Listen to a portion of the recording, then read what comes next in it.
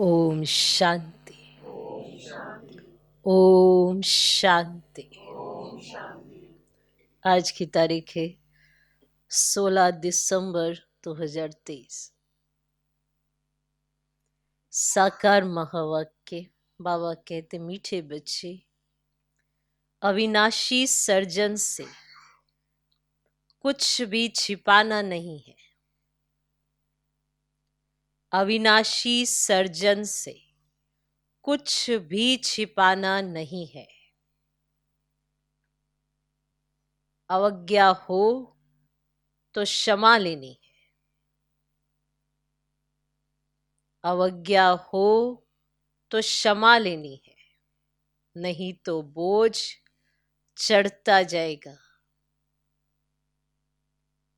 नहीं तो बोझ चढ़ता जाएगा, निंदक बन पड़ेंगे। बोझ चढ़ता जाएगा, निंदक बन पड़ेंगे। बाबा कहते, मीठे बच्चे, अविनाशी सर्जन से कुछ भी छिपाना नहीं है। अवज्ञा हो तो क्षमा लेनी है, नहीं तो बोझ चढ़ता जाएगा, निंदक बन पड़ेंगे। आज का प्रश्न, सच्ची कमाई का आधार क्या है? उन्नति में विघ्न क्यों पड़ते हैं?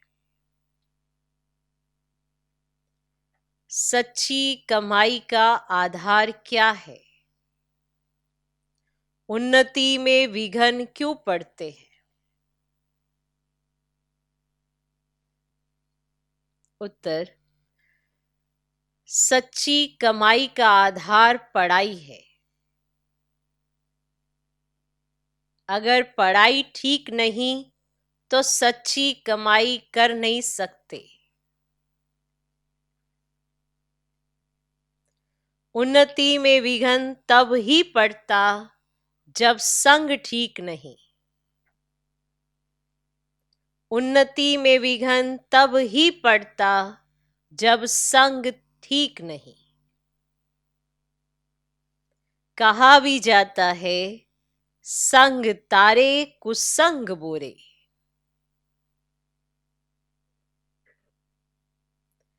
कहा भी जाता है, संग तारे कुसंग बोरे। संग खराब होगा तो पढ़ेंगे नहीं, नापास हो जाएंगे। संग खराब होगा तो पढ़ेंगे नहीं, नापास हो जाएंगे। संग ही एक दो को रसातल में पहुंचा देता है। संग ही एक दो को रसातल में पहुंचा देता है। इसीलिए संग दोष से तुम बच्चों को बहुत ही संभाल करनी है। इसलिए संग दोष से तुम बच्चों को बहुत ही संभाल करनी है। तो सच्ची कमाई का आधार क्या है? उन्नति में विघ्न क्यों पड़ते हैं? उत्तर, सच्ची कमाई का आधार पढ़ाई है। अगर पढ़ाई ठीक नहीं तो सच्ची कमाई कर नहीं सकते। उन्नति में विघ्न तब ही पड़ता जब संग ठीक नहीं। कहा भी जाता है, संग तारे कुसंग बोरे। संग खराब होगा तो पढ़ेंगे नहीं, नापास हो जाएंगे। संग ही एक दो को रसातल में पहुंचा देता है। इसीलिए संग दोष से तुम बच्चों को बहुत ही संभाल करनी है। संग असर जरूर दिखाता है। किसका पलड़ा भारी है? अच्छे का, बुरे का? इस समय चारों तरफ बुराई का पलड़ा भारी है। और अच्छा संग सिर्फ एक बाप का। अगर उसको संग में रखेंगे तो बचे रहेंगे, उनकी शिक्षाएं याद रहेंगी तो बचे रहेंगे। ऐसे तो जिसका भी संग लेंगे उसके संग के रंग में आ जाएंगे। बुद्धि भ्रष्ट होती जाती है।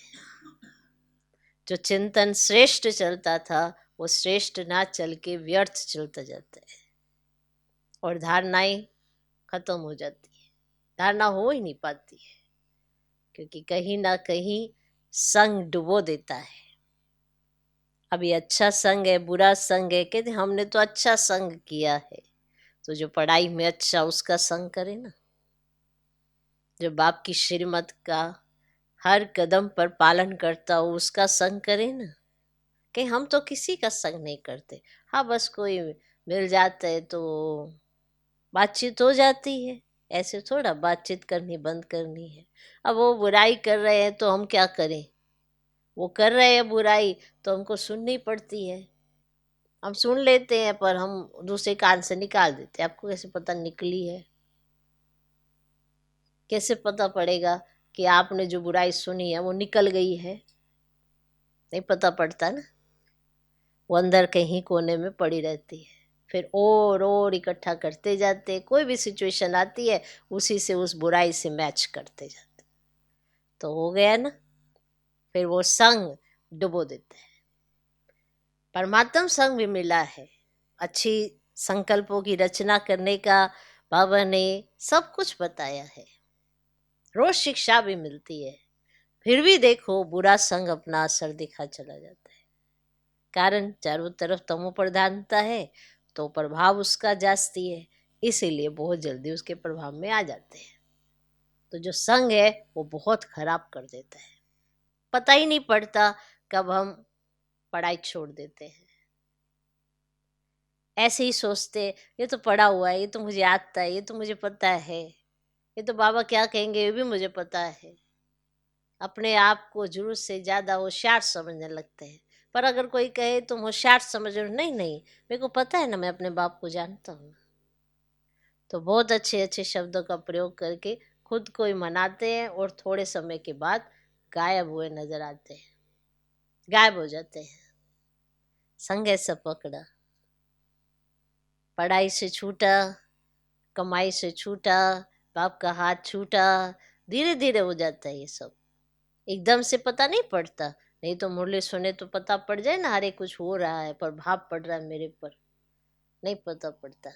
यही तो संग का प्रभाव है कि एकदम से नहीं पता लगने देता। जब किसी की बुराई करते, आगे मुरली की बात करेंगे, पीछे मुरली के बीच में बुराइयां, कहेंगे नहीं हम तो अपने आप को मनाने के लिए क्या कहेंगे, हम तो डिस्कशन कर रहे थे, हम तो विचार सागर मंथन कर रहे थे, बीच में बुराई आ गई, वो तो चलो चलता ही है ना इतना। तो धीरे धीरे अपने आप को समझाते समझाते उस संग में डूब जाते हैं, फिर अवज्ञा करने लगते हैं।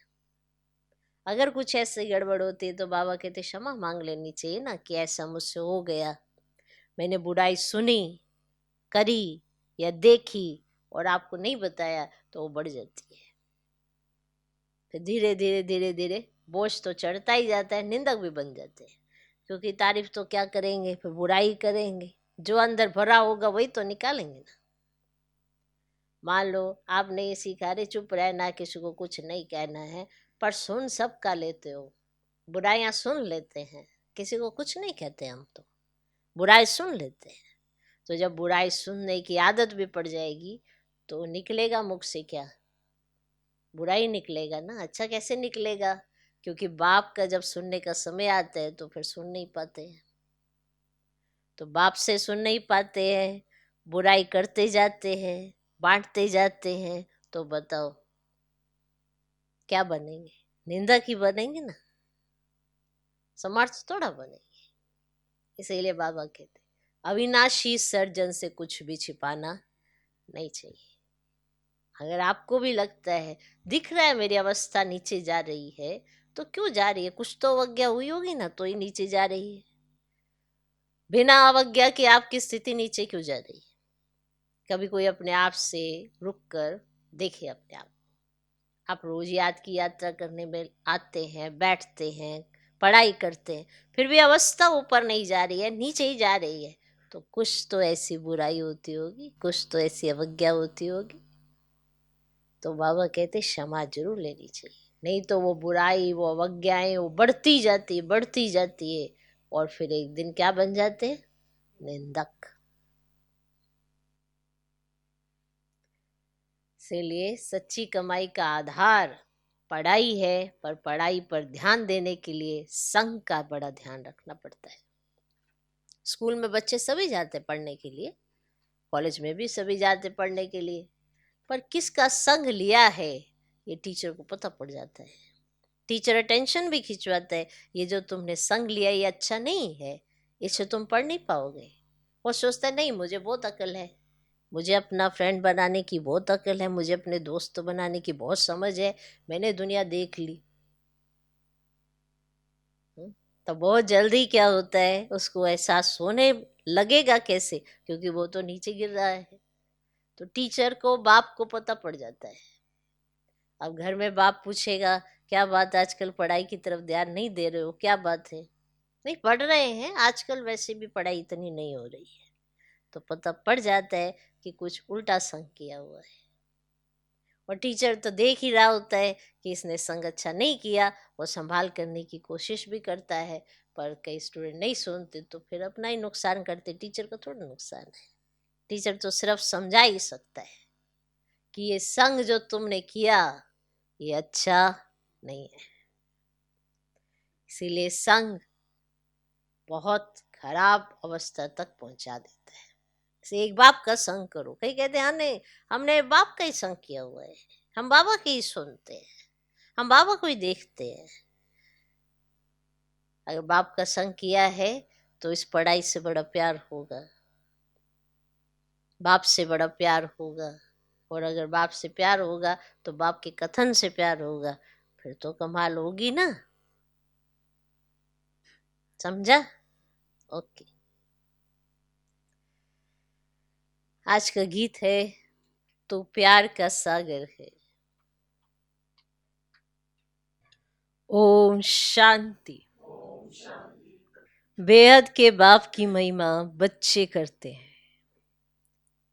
यह है भक्ति मार्ग की महिमा।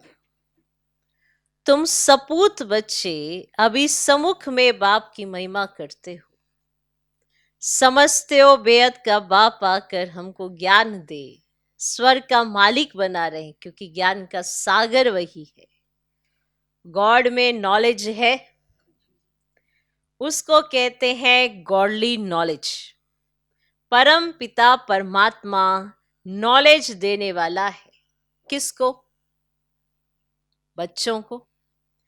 जैसे तुम्हारी मम्मा पर गॉडेज ऑफ नॉलेज नाम रखा हुआ है, तो जब वे जगत अम्बा गॉडेज ऑफ नॉलेज है तो उनके बच्चों में भी वही नॉलेज होगी। गॉडेज ऑफ नॉलेज सरस्वती को गॉड नॉलेज देते हैं, परंतु किस द्वारा देते हैं, ये बड़ी ही समझने की बात है। दुनिया नहीं जानती है कि जगत अम्बा कौन है, ये तो बच्चे जानते हैं जगत अम्बा तो एक ही होगी। नाम बहुत दे दिए हैं, मनुष्य तो ये जानते नहीं कि ये प्रजापिता ब्रह्मा की मुखवंशावली सरस्वती है। उनको नॉलेज देने वाला गॉड फादर है। सृष्टि चक्र कैसे फिरता है यह नॉलेज गॉड फादर देते हैं। बाप ने नॉलेज दी बच्चों को, सरस्वती को कैसे मिली? जरूर प्रजापिता ब्रह्मा की मुखवंशावली है, तो परम पिता परमात्मा जो ज्ञान का सागर है, उसने इस मुख द्वारा सरस्वती को ज्ञान दिया होगा।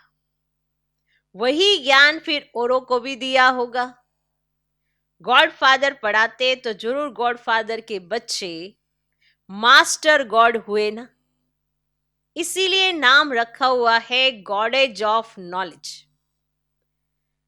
बच्चे ये जानते हैं कि हम और हमारी मम्मा नॉलेज ले रही है ज्ञान सागर के द्वारा, जिसको गीता का भगवान कहा जाता है। भगवान तो एक है, कोई देवता या मनुष्य भगवान नहीं हो सकता। अब गॉडेज ऑफ नॉलेज है तो कौन सी नॉलेज होगी? राजयोग की। इस सहज राजयोग की नॉलेज से गॉडेज ऑफ नॉलेज सरस्वती ही फिर गॉडेज ऑफ लक्ष्मी बनती है। गॉडेज ऑफ नॉलेज की महिमा है तो जरूर बच्चों की भी है। प्रजापिता की सब संतान ठहरे, मम्मा की संतान नहीं कहेंगे। प्रजापिता ब्रह्मा के मुख कमल की यह है संतान। तुम सब ईश्वरीय संतान निश्चय करते हो। ईश्वर बाप कहते हैं मैं बच्चों के ही सम्मुख होता हूं, वो ही मुझे जानते हैं। तो जगत अम्बा है गॉडेज ऑफ नॉलेज। ये सहज राजयोग की नॉलेज है, ना कि शास्त्रों की। गॉड ने इनको नॉलेज दी और ये गॉडेज कहलाई। जगत अम्बा तो माता ठहरी, फिर दूसरे जन्म में गॉडेज ऑफ वेल्थ लक्ष्मी बनती है, जिससे मनुष्य भीख मांगते हैं। तो सिद्ध हुआ बाप द्वारा जगत अम्बा को राजयोग का वर्षा मिलता है। उनको गॉडेज ऑफ नॉलेज कहा जाता है। नॉलेज सोर्स ऑफ इनकम है। यह है सच्ची कमाई जो सच्चे बाप द्वारा होती है।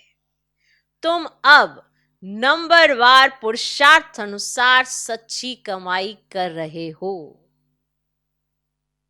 अगर पढ़ाई नहीं करते तो उनकी सच्ची कमाई नहीं होती। संग ठीक नहीं होगा तो पढ़ नहीं सकेंगे, उन्नति नहीं होगी। संग तारे कुसंग बोरे माना डुबोए। संग खराब होगा, पढ़ेंगे नहीं तो नापास हो पिछाड़ी में बैठे रहेंगे। टीचर जानता है इनका क्या कारण है, बाप नहीं जानता है। हाँ, इतना बाप जरूर समझेगा कि पढ़ाई कम की है, जरूर खराब संग है जिसके कारण नापास हो पड़ते हैं। समझो आपस में प्यार है, दोनों नहीं पढ़ते हैं तो एक दो को रसातल में पहुंचा देंगे। बाप समझते हैं कि ये पढ़ते नहीं, इनको अलग करना चाहिए। पढ़ाई बिगर मनुष्य को कहा जाता है बेसमझ। पढ़ते हैं तो कहेंगे समझदार। भगवान की मत पर नहीं चलते तो कहा जाएगा यह सोतेला बच्चा है। पढ़ते हैं तो कहेंगे समझदार। समझे? और अगर नहीं चलते भगवान की मत पर तो क्या कहेंगे? सोतेला बच्चा। परंतु वे अर्थ को नहीं जानते।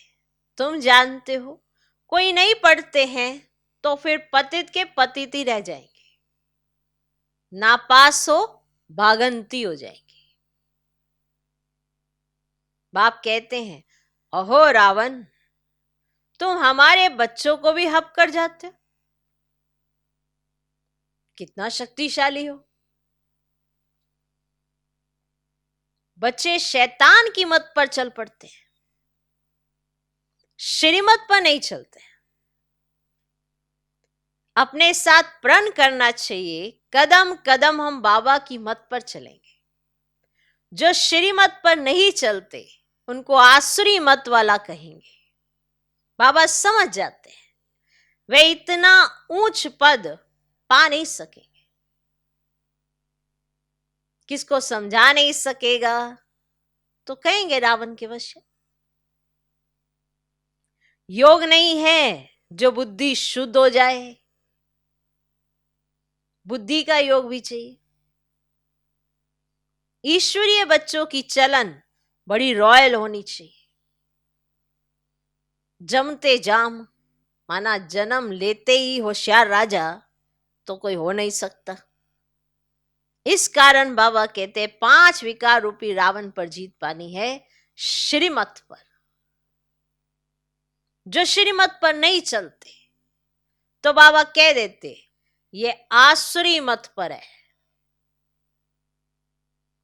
फिर उसमें कोई 5% श्रीमत पर चलते, कोई 10% चलते, ये भी हिसाब है। तो जगदम्बा एक ही है। जगदम्बा है ब्रह्मा मुखवंशावली सरस्वती, यह उनका पूरा नाम है। सरस्वती को ही सितार देते हैं। अब यह है गॉडेज ऑफ नॉलेज, जरूर उनकी संतान भी होंगे, उनको भी तंबूरा होना चाहिए। देखो, झाड़ में यह सरस्वती बैठी है, राजयोग सीख रही है, फिर ये जाकर लक्ष्मी बनती है, गॉडेज ऑफ वेल्थ। इसमें हेल्थ, वेल्थ, हैप्पीनेस सब आ जाती है। अब यह तो सिवाय परम पिता परमात्मा के कोई दे ना सके। हेवनली गॉड फादर वे है। अब देखो, मम्मा सर्विस कर रही है, समझो समझो। कहां मम्मा को निमंत्रण दे, तो पहले मम्मा के ऑक्यूपेशन को जाने, पहले नॉलेज चाहिए ये कौन है। दुनिया तो नहीं जानती। कहते हैं श्री कृष्ण को गाली मिली, परंतु यह तो हो ही नहीं सकता, इम्पॉसिबल है, क्योंकि जब श्री कृष्ण है तो वहां गाली देने वाला ही कोई नहीं। तो ये तो इम्पॉसिबल है श्री कृष्ण को गाली मिले। सबसे जास्ती गाली खाने वाला है शिव बाबा, सेकंड नंबर में गाली खाने वाला है ब्रह्मा। श्री कृष्ण और ब्रह्मा, परंतु श्री कृष्ण को गाली दे ना सके, क्योंकि जब श्री कृष्ण है तो गाली देने वाला कोई नहीं है। सभी तो सत्युगी हैं, सभी तो 16 कला संपूर्ण है। और जब शिव बाबा आते हैं तो तमो प्रधान दुनिया है, गाली देते हैं। और जब ब्रह्मा बाबा हैं तब भी सब गाली देते हैं। तो पहले नंबर पर गाली शिव बाबा खाते, फिर ब्रह्मा बाबा, परंतु श्री कृष्ण को गाली दे ना सके।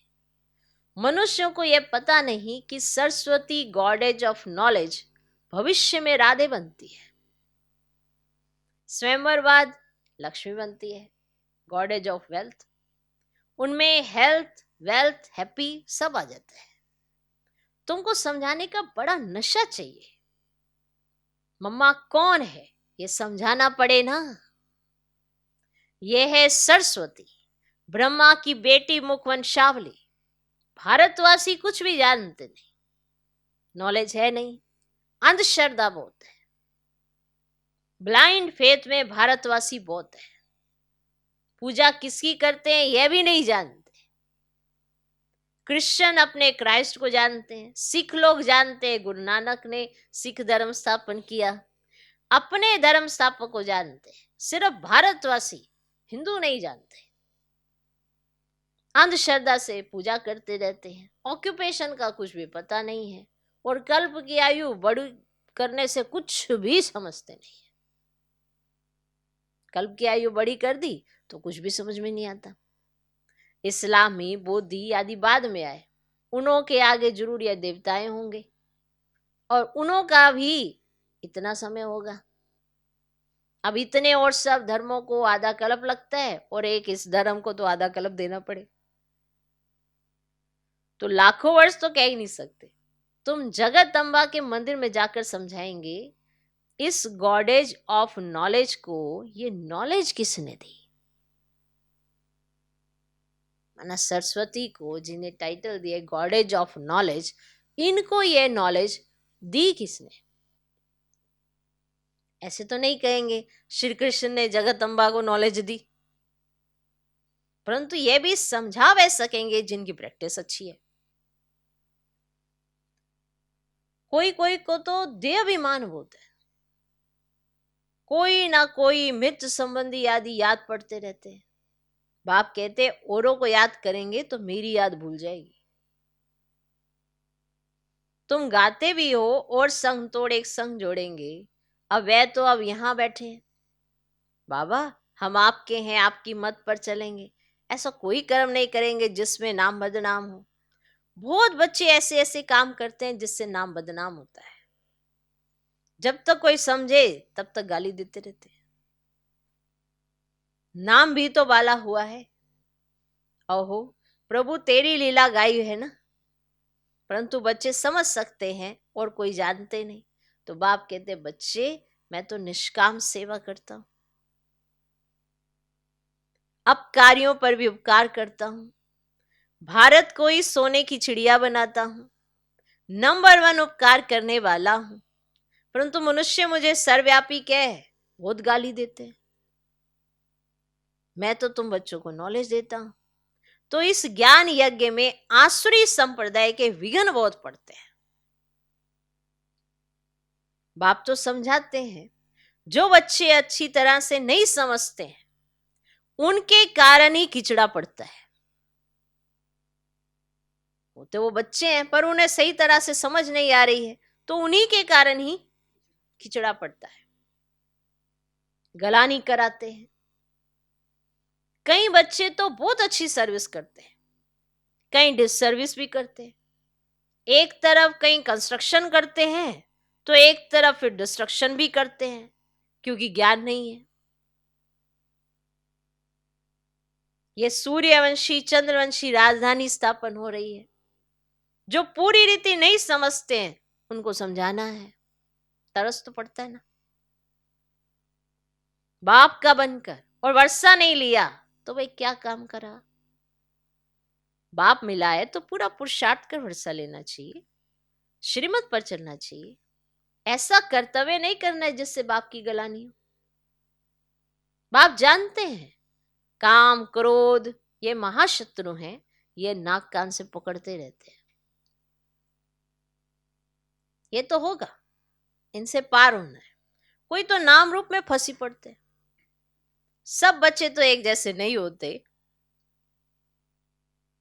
बाप फिर भी सावधान करते हैं, खबरदार रहना। ऐसे अकर्तव्य कार्य कर अगर निंदा कराएंगे तो पद भ्रष्ट हो पड़ेंगे। रुस्तम के साथ माया भी तो फिर रुस्तम होकर लड़ती है। अब बाप को याद करते करते माया का तूफान कहां ले जाता है। बच्चे कोई सच बताते नहीं है, राय भी नहीं लेते हैं। अविनाशी सर्जन से कुछ भी छिपाना नहीं है। अगर बताते नहीं है तो और ही गंदे हो जाते हैं। ऐसे नहीं बाबा जानी जानन हार है, सब समझते हैं। नहीं, तुम जो अवज्ञा करते हो वे आकर बताओ, शिव बाबा मेरे से यह भूल हुई है, क्षमा चाहता हूं। क्षमा नहीं लेते तो भूलें होती रहेंगी। गोया अपने सिर पर पाप चढ़ाते रहते हैं। बाप तो समझाते हैं कल्प कल्पांतर के लिए अपने पद को भ्रष्ट ना करो। अगर अभी ऊंच पद नहीं पाएंगे तो कल्प कल्पांतर ऐसा हाल होगा। और ये नॉलेज है, बाबा जानता है कल्प पहले मुआफिक राजा स्थापन हो रही है। बाप दादा जास्ती समझ सकते हैं। ये फिर भी मुर्बी बच्चा है। माताओं की महिमा बढ़ानी है, माताओं को आगे रखा जाता है। गोपों को समझाते हैं, उनको आगे क्या समझाते गोपों को, क्यों उनको आगे ले आओ। गोप भी बहुत सर्विस कर सकते हैं। चित्र लेकर समझाओ ऊंचते ऊंच ये भगवान है, फिर है त्रिमूर्ति ब्रह्मा विष्णु शंकर, तो उनमें भी ऊंच कौन है, किसका नाम है, तो सब कहेंगे प्रजापिता ब्रह्मा, तो जिसके द्वारा ही तो वर्षा मिलता है। तो शंकर व विष्णु को पिता तो नहीं कहेंगे, तो उनसे कोई वर्षा ही नहीं मिलता है। तो प्रजापिता ब्रह्मा इनको कहा जाता है, इनसे क्या वर्षा मिलता है। तो ब्रह्मा है ना शिव बाबा का बच्चा, तो शिव बाबा ज्ञान का सागर, हेवन स्थापन करने वाला, तो जरूर हेवन के लिए शिक्षा मिलती है। तो ये राजयोग के लिए मत है। तो ब्रह्मा द्वारा बाप श्रीमत देते हैं, तो यह है ना देवता बनने के लिए। तो Brahma Kumari so Shri Lakshmi goddess of wealth, तो वह ब्राह्मण वह देवी देवता। तो निराकारी दुनिया में तो सब आत्माएं रहती हैं। तो बच्चों को समझाते तो बोलते हैं, परंतु समझने वाले कोई समझे। अब मनुष्य तो ब्लाइंड फेस से सन्यासी गुरुओं के फॉलोअर्स बनते हैं, उनसे क्या मिलेगा ये भी नहीं जानते। अब टीचर तो फिर भी जानते हैं कि पद भी पाएंगे, तो बाकी जिससे फॉलोअर्स बनते हैं उनसे क्या प्राप्ति है, कुछ भी नहीं जानते। तो ये है ना अंधश्रद्धा। और फॉलोअर्स तो है ही नहीं, ना वे बनाते हो ना तुम उनके जैसा बनते हो, तो कैसे फॉलोअर्स? तो एम ऑब्जेक्ट क्या है, कुछ भी नहीं जानते। तो वो सन्यासियों के फॉलोअर्स बनते हैं ना, तो वो सन्यासियों को फॉलो तो नहीं करते हैं, तो कहलाते फॉलोअर्स हैं, और ना उनके पास कोई एम ऑब्जेक्ट है। अच्छा, मीठे मीठे सीखी लदे बच्चों प्रति माता पिता बाप दादा का याद प्यार और गुड मॉर्निंग। रूहानी बाप की रूहानी बच्चों को नमस्ते। हम रूहानी बच्चों की भी रूहानी बाप को नमस्ते नमस्ते नमस्ते। Good morning good morning good morning. धारणा के लिए मुख्य सार, पहला पॉइंट, संग दोष से सदा बचे रहना है। सच्ची पढ़ाई पढ़कर सच्ची कमाई का स्टॉक जमा करना है। दूसरा पॉइंट, कदम कदम पर बाप की श्रीमत पर चलेंगे। बाबा की श्रीमत पर चलेंगे। ऐसी ये प्रतिज्ञा किसी और के साथ नहीं, अपने आप के साथ करनी होती है। तो बाबा तो समझाने का रोज देता है, और उस पे चलना ना चलना हर एक बच्चे के अपने अपने हाथ में है। तो कदम कदम पर बाबा की श्रीमत पर चलेंगे, ये अपने साथ प्रण करना है। कदम कदम पर बाबा की श्रीमत पर चलेंगे, ये अपने साथ प्रण करना है। आज का वरदान, सर्व फरियादों के फाइल को समाप्त कर फाइन बनने वाले कर्म योगी भव। सर्व फरियादों के फाइल को समाप्त कर फाइन बनने वाले कर्म योगी भव। जैसे आत्मा और शरीर कंबाइंड है तो जीवन है, ऐसे कर्म और योग कंबाइंड हो। 2-3 घंटा योग लगाने वाले योगी नहीं, लेकिन योगी जीवन वाले। उनका योग स्वतः और सहज होता है। उनका योग टूटता ही नहीं जो मेहनत करनी पड़े। उन्हें कोई भी फरियाद करने की आवश्यकता नहीं। याद में रहने से सब कार्य स्वतः सफल हो जाते हैं। फाइन बनने वाले के सब फाइल खत्म हो जाते हैं, क्योंकि योगी जीवन सर्व प्राप्तियों की जीवन है। आज का स्लोगन, हर समय करावन हार बाप याद रहे तो निरंतर योगी बन जाएंगे। हर समय करावन हार बाप याद रहे तो निरंतर योगी बन जाएंगे। देखो, करावन हार माना कौन करा रहा है, कौन आपको बनाना चाहता है, उसकी स्मृति हर कर्म करते जो श्रीमत मिली है उसको अगर स्मृति में रखेंगे तो निरंतर योगी बनेंगे। क्योंकि ये हमारा 2-3 घंटे वाला योग करने वाला जीवन नहीं है, हमारा योगी जीवन है। तो जो भगवान ने शिक्षाएं दी हैं वो हमारे कर्मों से दिखाई देनी चाहिए। तो अगर कर्मों से दिखाई दी तो कर्म योगी, फिर राजयोगी, स्वराज्य अधिकारी, इतने ऊंचे ऊंचे टाइटल है। अब इनको जीना भी तो पड़े। और करण करावन हार अगर उसकी स्मृति रहेगी, करावन हार करा रहा है, आप करण हार कर रहे हो, तो आपका योग लगा ही रहेगा। ऐसा हो ही नहीं सकता आपका योग टूट जाए। तो योग टूटता तब है जब बाप की स्मृति भूलती है। तो जब बाबा स्मृति में नहीं होता तो योग टूट जाता है। तो इसीलिए हर समय करावन हार बाप याद रहे तो निरंतर योगी बन जाएंगे। ओम शांति।